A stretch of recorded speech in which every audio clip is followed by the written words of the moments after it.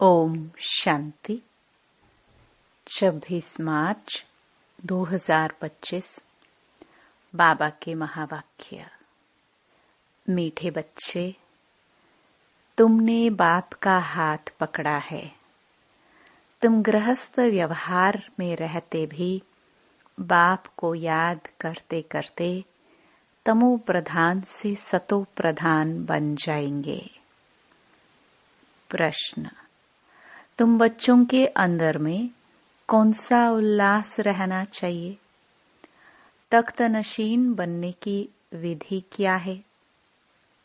उत्तर: सदा उल्लास रहे कि ज्ञान सागर बाप हमें रोज ज्ञान रत्नों की थालियां भर भर कर देते हैं। जितना योग में रहेंगे उतना बुद्धि कंचन होती जाएगी। यह अविनाशी ज्ञान रत्न ही साथ में जाते हैं। तख्त नशीन बनना है तो मात पिता को पूरा पूरा फॉलो करो, उनकी श्रीमत अनुसार चलो और उनको भी आप समान बनाओ। ओम शांति। रूहानी बच्चे इस समय कहाँ बैठे हैं? कहेंगे, रूहानी बाप की यूनिवर्सिटी अथवा पाठशाला में बैठे हैं।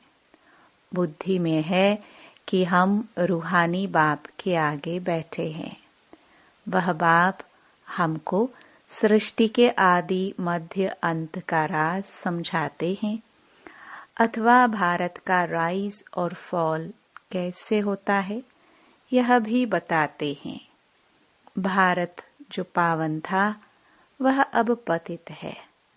भारत सिरताज था, फिर किसने जीत पाई है? रावण ने। राजाई गवा दी तो फॉल हुआ ना। कोई राजा तो है नहीं, अगर होगा भी तो पतित ही होगा। इस ही भारत में सूर्यवंशी महाराजा महारानी थे। सूर्यवंशी महाराजाए और चंद्रवंशी राजाए थे। यह बातें अब तुम्हारी बुद्धि में है। दुनिया में यह बातें कोई नहीं जानते। तुम बच्चे जानते हो। हमारा रूहानी बाप हमको पढ़ा रहे हैं। रूहानी बाप का हमने हाथ पकड़ा है।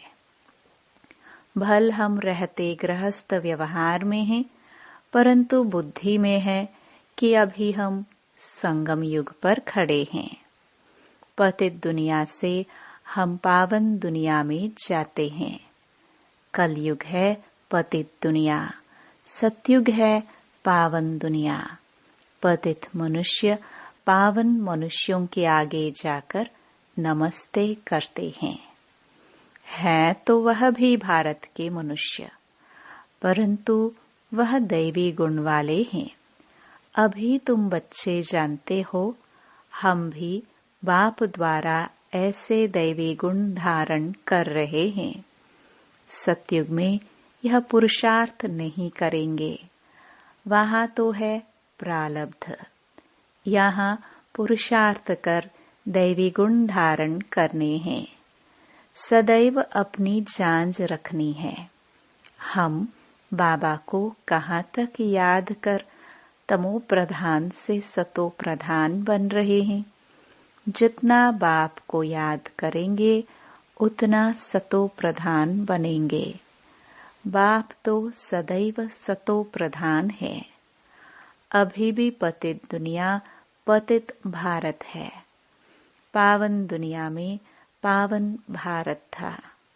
तुम्हारे पास प्रदर्शनी आदि में भिन्न भिन्न प्रकार के मनुष्य आते हैं। कोई कहते हैं जैसे भोजन जरूरी है वैसे यह विकार भी भोजन है, इनके बिना मर जाएंगे। अब ऐसी बात तो है नहीं। सन्यासी पवित्र बनते हैं फिर मर जाते हैं क्या? ऐसे ऐसे बोलने वाले के लिए समझा जाता है कोई बहुत अजामिल जैसे पापी होंगे। जो ऐसे ऐसे कहते हैं। बोलना चाहिए, क्या इस बिगर तुम मर जाएंगे जो भोजन से इनकी भेंट करते हो? स्वर्ग में आने वाले जो होंगे वह होंगे सतो प्रधान। फिर पीछे सतो रजो तमो में आते हैं ना। जो पीछे आते हैं उन आत्माओं ने निर्विकारी दुनिया तो देखी ही नहीं है, तो वह आत्माएं ऐसे ऐसे कहेंगी कि इन बिगर हम रह नहीं सकते। सूर्यवंशी जो होंगे उनको तो फौरन बुद्धि में आएगा, यह तो सत्य बात है। बरोबर स्वर्ग में विकार का नाम निशान नहीं था। भिन्न भिन्न प्रकार के मनुष्य भिन्न भिन्न प्रकार की बातें करते हैं। तुम समझते हो कौन कौन फूल बनने वाले हैं? कोई तो कांटे ही रह जाते हैं। स्वर्ग का नाम है फूलों का बगीचा। यह है कांटों का जंगल। कांटे भी अनेक प्रकार के होते हैं ना। अभी तुम जानते हो हम फूल बन रहे हैं। बरोबर यह लक्ष्मी नारायण सदा गुलाब के फूल हैं। इनको कहेंगे किंग ऑफ फ्लावर्स। दैवी फ्लावर्स का राज्य है ना। जरूर उन्होंने भी पुरुषार्थ किया होगा, पढ़ाई से बने हैं ना। तुम जानते हो अभी हम ईश्वरीय फैमिली के बने हैं। पहले तो ईश्वर को जानते ही नहीं थे। बाप ने आकर के यह फैमिली बनाई है। बाप पहले स्त्री को अडॉप्ट करते हैं, फिर उन द्वारा बच्चों को रचते हैं। बाबा ने भी इनको अडॉप्ट किया, फिर इन द्वारा बच्चों को रचा है। यह सब ब्रह्मा कुमार कुमारियां है ना। यह नाता प्रवृत्ति मार्ग का हो जाता है। सन्यासियों का है निवृत्ति मार्ग। उसमें कोई मम्मा बाबा नहीं कहते। यहाँ तुम मम्मा बाबा कहते हो। और जो भी सत्संग है वह सब निवृत्ति मार्ग के है। यह एक ही बाप है जिसको मात पिता कह पुकारते हैं। बाप बैठ समझाते हैं। भारत में पवित्र प्रवृत्ति मार्ग था, अब अपवित्र हो गया है। मैं फिर से वही प्रवृत्ति मार्ग स्थापन करता हूँ। तुम जानते हो हमारा धर्म बहुत सुख देने वाला है। फिर हम और पुराने धर्म वालों का संग क्यों करें? तुम स्वर्ग में कितने सुखी रहते हो।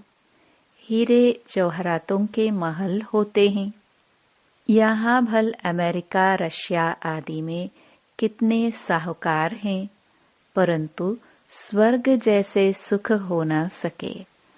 सोने की ईंटों जैसे महल तो कोई बना ना सके। सोने के महल होते ही हैं सतयुग में। यहाँ सोना है ही कहाँ। वहाँ तो हर जगह हीरे जवाहरात लगे हुए होंगे।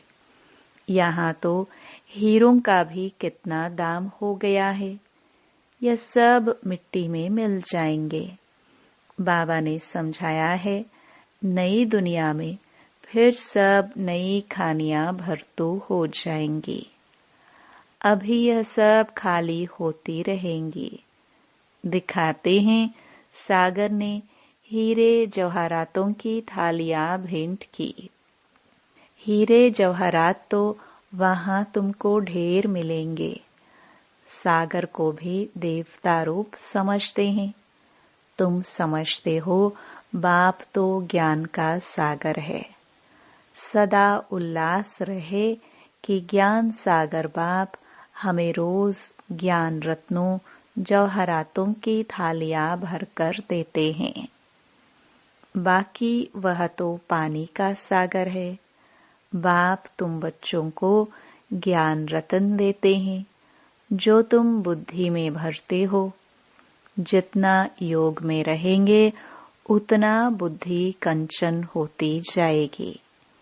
यह अविनाशी ज्ञान रत्न ही तुम साथ में ले जाते हो। बाप की याद और यह नॉलेज है मुख्य। तुम बच्चों को अंदर में बड़ा उल्लास रहना चाहिए। बाप भी गुप्त है, तुम भी गुप्त सेना हो।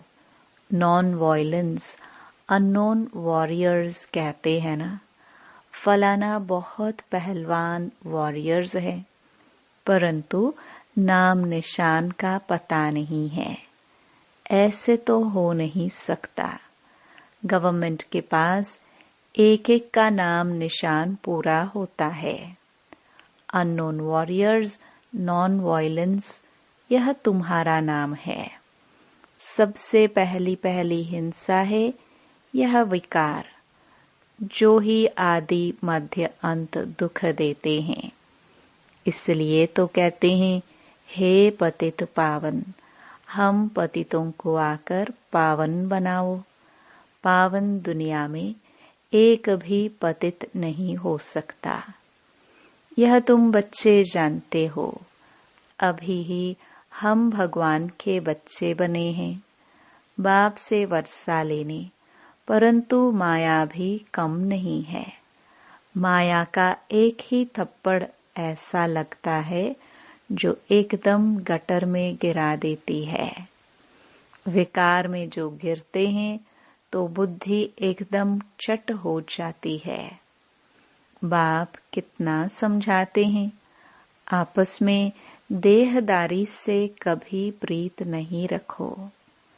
तुमको प्रीत रखनी है एक बाप से। कोई भी देहदारी से प्यार नहीं रखना है। मोहब्बत नहीं रखनी है। मोहब्बत रखनी है उनसे जो देह रहित विचित्र बाप है। बाप कितना समझाते रहते हैं, फिर भी समझते नहीं। तकदीर में नहीं है तो एक दो की देह में फंस पड़ते हैं। बाबा कितना समझाते हैं, तुम भी रूप हो। आत्मा और परमात्मा का रूप तो एक ही है। आत्मा छोटी बड़ी नहीं होती। आत्मा अविनाशी है। हर एक का ड्रामा में पार्ट नूंधा हुआ है। अभी कितने ढेर मनुष्य हैं, फिर 9-10 लाख होंगे। सत्युग आदि में कितना छोटा झाड़ होता है। प्रलय तो कभी होती नहीं। तुम जानते हो, जो भी मनुष्य मात्र हैं, उन सब की आत्माएं मूल वतन में रहती है। उनका भी झाड़ है, बीज डाला जाता है, उनसे सारा झाड़ निकलता है ना। पहले पहले 2 पत्ते निकलते हैं। यह भी बेहद का झाड़ है।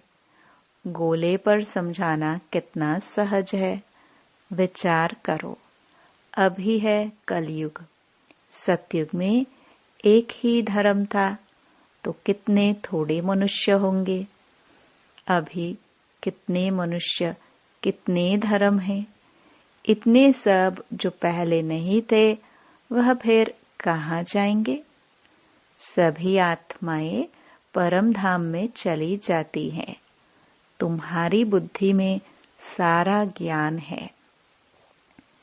जैसे बाप ज्ञान का सागर है, वैसे तुमको भी बनाते हैं। तुम पढ़कर यह पद पाते हो।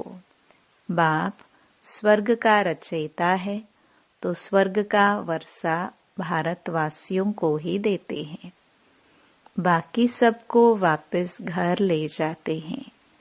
बाप कहते हैं, मैं आया हूँ तुम बच्चों को पढ़ाने।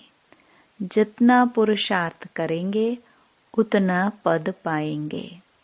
जितना श्रीमत पर चलेंगे उतना श्रेष्ठ बनेंगे। सारा मदार पुरुषार्थ पर है। मम्मा बाबा के तख्त नशीन बनना है तो पूरा पूरा फॉलो फादर मदर। तख्त नशीन बनने के लिए उनकी चलन अनुसार चलो, औरों को भी आप समान बनाओ। बाबा अनेक प्रकार की युक्तियां बतलाते हैं। एक बैच पर ही तुम किसको भी अच्छी रीति बैठ समझाओ। पुरुषोत्तम मास होता है तो बाबा कह देते चित्र फ्री दे दो। बाबा सौगात देते हैं, पैसे हाथ में आ जाएंगे तो जरूर समझेंगे। बाबा का भी खर्चा होता है ना, तो फिर जल्दी भेज देंगे। घर तो एक ही है ना। इन ट्रांसलाइट के चित्रों की प्रदर्शनी बनेगी तो कितने देखने आएंगे। पुण्य का काम हुआ ना। मनुष्य को कांटे से फूल, पापात्मा से पुण्य आत्मा बनाते हैं। इसको विहंग मार्ग कहा जाता है। प्रदर्शनी में स्टॉल लेने से आते बहुत है, खर्चा कम होता है। तुम यहाँ आते हो बाप से स्वर्ग की राजाई खरीद करने, तो प्रदर्शनी में भी आएंगे स्वर्ग की राजाई खरीद करने। यह हट्टी है ना। बाप कहते हैं इस ज्ञान से तुमको बहुत सुख मिलेगा। इसलिए अच्छी रीति पढ़कर पुरुषार्थ करके फुल पास होना चाहिए। बाप ही बैठ अपना और रचना के आदि मध्य अंत का परिचय देते हैं, और कोई दे ना सके। अब बाप द्वारा तुम त्रिकालदर्शी बनते हो। बाप कहते हैं मैं जो हूँ, जैसा हूँ, मुझे यथार्थ रीति कोई नहीं जानते। तुम्हारे में भी नंबरवार है। अगर यथार्थ रीति जानते तो कभी छोड़ते नहीं। यह है पढ़ाई। भगवान बैठ पढ़ाते हैं। कहते हैं मैं तुम्हारा ओबीडिएंट सर्वेंट हूँ। बाप और टीचर दोनों ओबीडिएंट सर्वेंट होते हैं। ड्रामा में हमारा पाठ ही ऐसा है। फिर सबको साथ ले जाऊंगा। श्रीमत पर चल पास विद ऑनर होना चाहिए। पढ़ाई तो बहुत सहज है। सबसे बूढ़ा तो यह पढ़ाने वाला है। शिव बाबा कहते हैं मैं बूढ़ा नहीं, आत्मा कभी बूढ़ी नहीं होती, बाकी पत्थर बुद्धि बनती है। मेरी तो है ही पारस बुद्धि। तब तो तुमको पारस बुद्धि बनाने आता हूँ। कल्प कल्प आता हूँ, अनगिनत बार तुमको पढ़ाता हूँ, फिर भी भूल जाएंगे। सतयुग में इस ज्ञान की दरकार ही नहीं रहती। कितना अच्छी रीति बाप समझाते हैं। ऐसे बाप को फिर फारकती दे देते हैं। इसलिए कहा जाता है महान मूर्ख देखना हो तो यहाँ देखो।